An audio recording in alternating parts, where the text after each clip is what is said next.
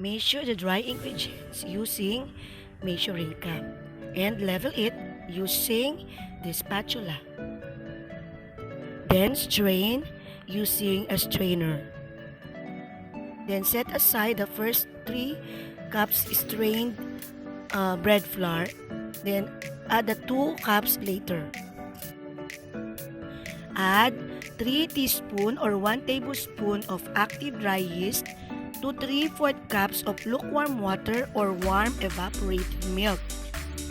Then add 1/2 cup sugar. Set aside and wait for 10 to 15 minutes to form bubbles or bloom. Add 2 teaspoons of salt to 3 cups of bread flour. Make a well and add 2 eggs.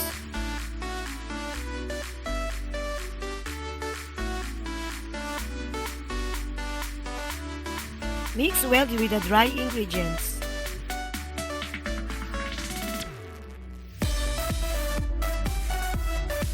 Add 1/4 cups of lard and mix well again with the dry ingredients manually.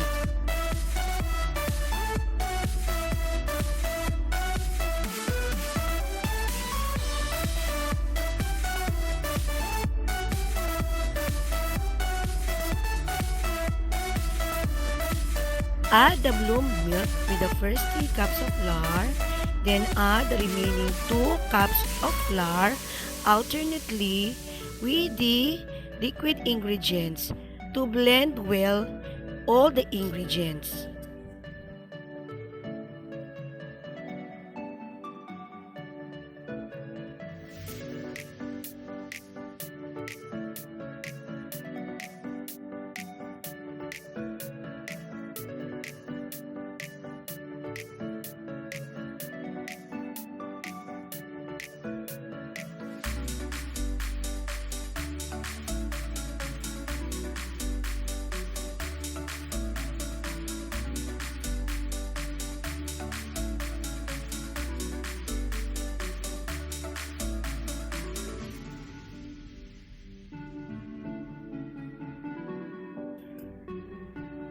Knead the dough vigorously for 10 minutes until it forms gluten or elastic.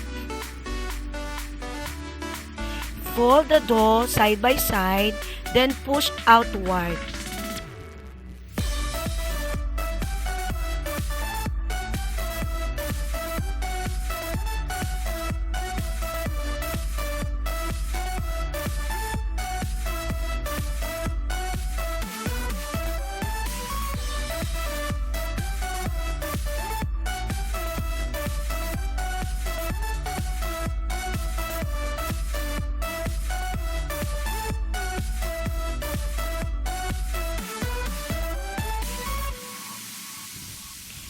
Continuously knead the dough until it becomes smooth.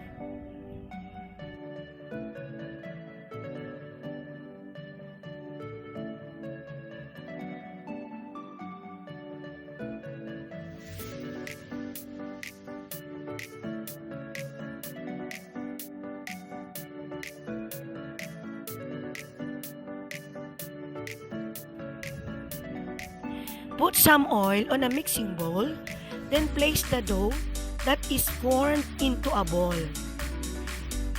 Cover it with a cloth or a plastic.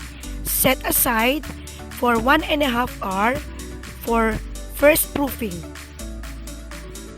Magic! It doubled the size, isn't it?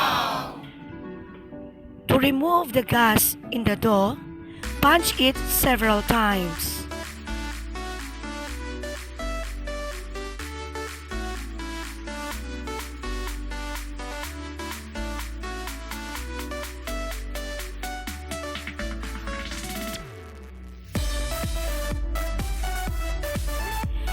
Spread some flour on the table, then knead again the dough for quite some time.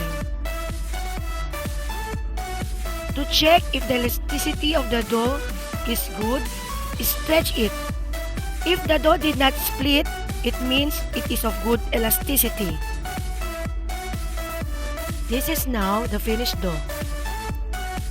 Then divide the dough into 4 because we are going to make 4 kinds of breads.